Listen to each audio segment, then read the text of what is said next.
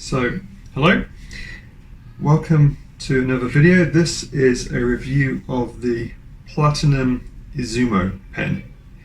This particular Izumo is in Aka-Tamenuri, which is the red. The Aka is the red, the Tamenuri is the dark finish over the red. We'll talk more on that later. This is an Urushi pen. It's an ebonite body coated with Urushi.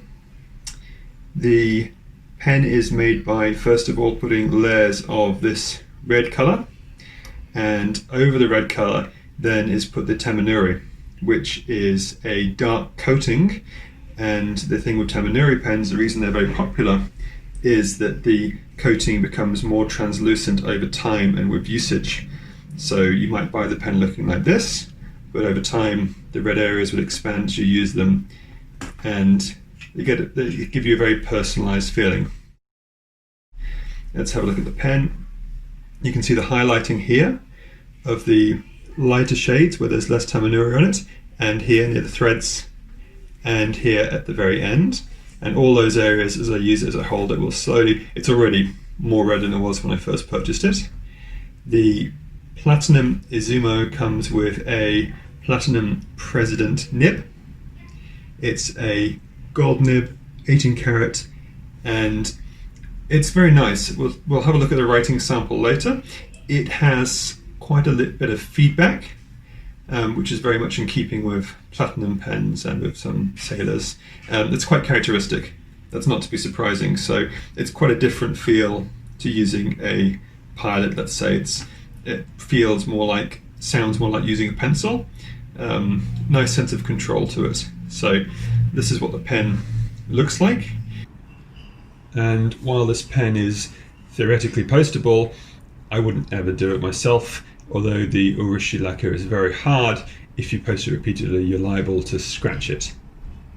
So you can also see here the gold clip and the platinum motif on the clip. It's just very nicely done, matches well with the red.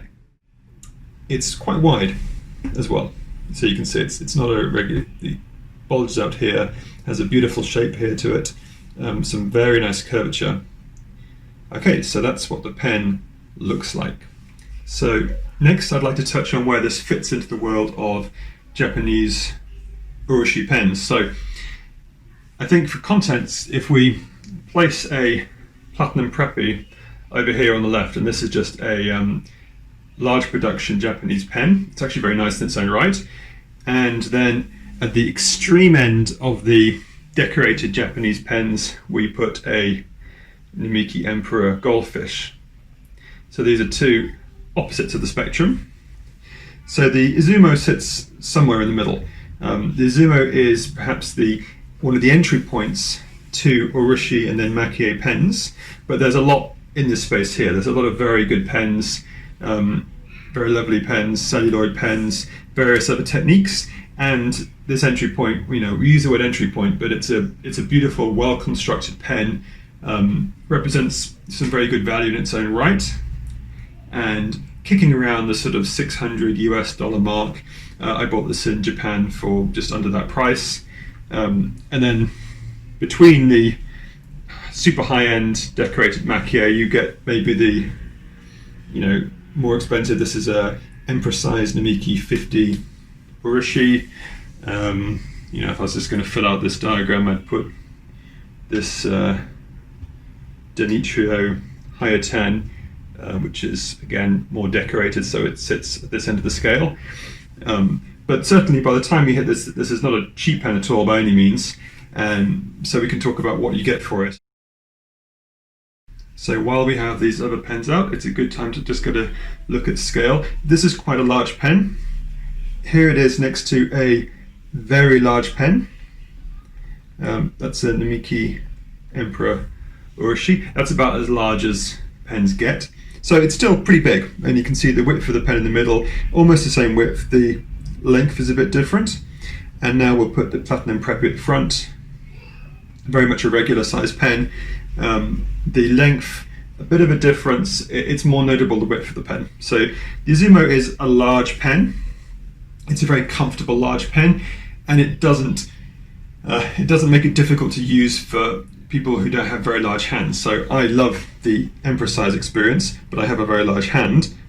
This pen, I know people who have completely ordinary size hands and still can use this pen quite well, while they really can't use this pen. And we'll talk a bit about why that is. So if I take these two pens away, one of the reasons this is still very usable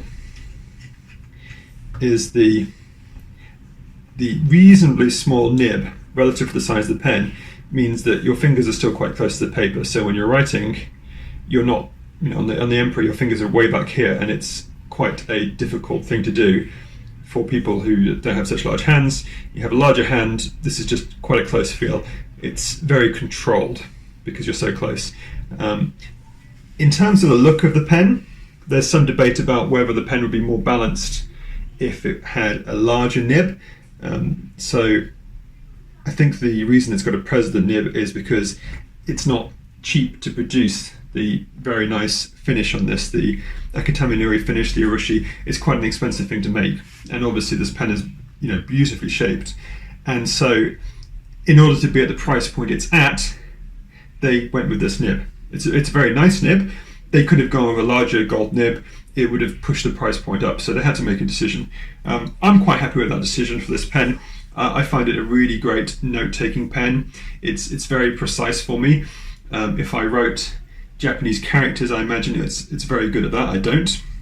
But for me, I think I'd rather stick with a smaller nib and have it at a more affordable price, because it gets you into this whole beautiful Urushi world at something that's not completely unaffordable. So that's a design decision they made, and I'm quite happy with that design decision. It works quite well for me. So now let's talk about the filling mechanism. It's pretty standard. You undo it and it's a cartridge converter pen. It can take platinum cartridges. It's pretty good. In terms of the size, I think the size of the pen could probably handle a larger capacity converter, but this is what Platinum do. So for me, there's nothing wrong with it. It's normal. And the only reason I hesitate there for a second is because I have the luxury of using the giant eyedropper Emperors, or even a Namiki cartridge converter, which has quite a bit more ink. And if I'm writing a lot, that does make a difference. But this is not abnormally small. It's just normal. It doesn't have the benefits of being abnormally large, shall we say. So it's good enough. It's fine. And of course, being able to just buy cartridges and put them in is nice. It makes it very usable. So there you have a good look at it. Obviously, it's the same from all different angles. There's no particular point in going all the way around it. I've included some high resolution imagery of it shot at close range in this video, so you can get a good look at it. So if we take a look at the nib, you can see the heart-shaped breather hole, President 18K medium-sized nib.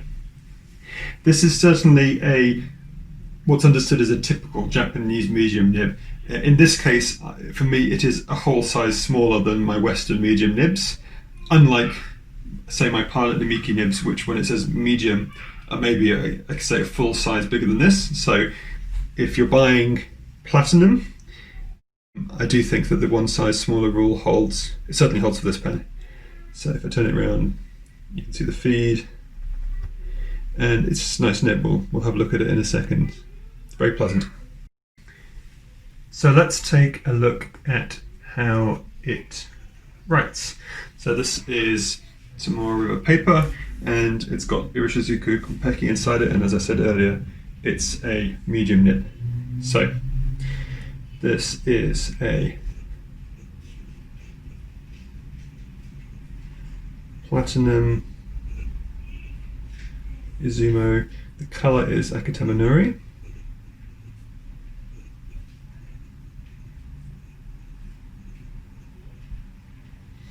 With Shizuku Konpeki and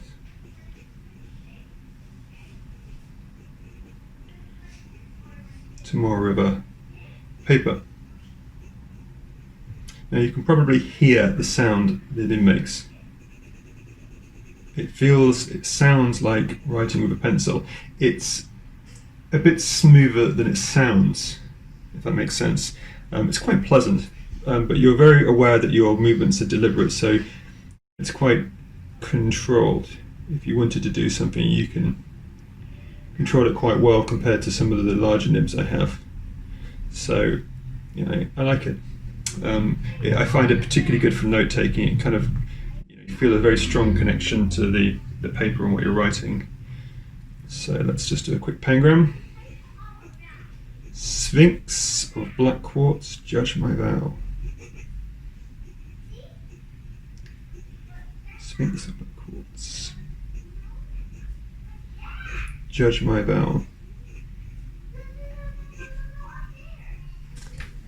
So, just while we have the paper there, I think it's a good opportunity to show off the 3 different nib sizes for contrast. So the Platinum Izumo in the middle, it's still quite a lot bigger than the Preppy, but it's dwarfed by the Namiki 50 on the right. So let's talk a little bit about how you make this Platinum Izumo. So for the purpose of illustration, I've placed it next to a Denitrio Hayatan pen. This particular Hayatan is called the Biwa player on Camel, and it's based on a actual Biwa instrument kept in Treasure Hall at Todaiji Temple in Nara in Japan.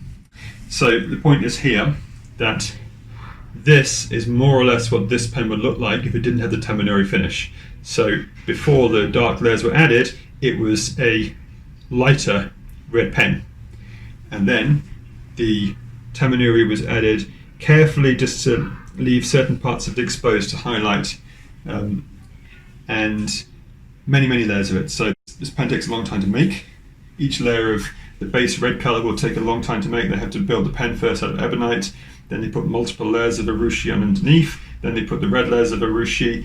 Each layer of Urushi gets painted on very expertly, then it gets put into a cabinet where it has to dry, or harden I should say, and then it's brought out again after however many days it takes, and another layer is added, it's put back, it's brought out, another layer is added, it's put back, it's brought out, and this process was repeated many times up until this effect is achieved.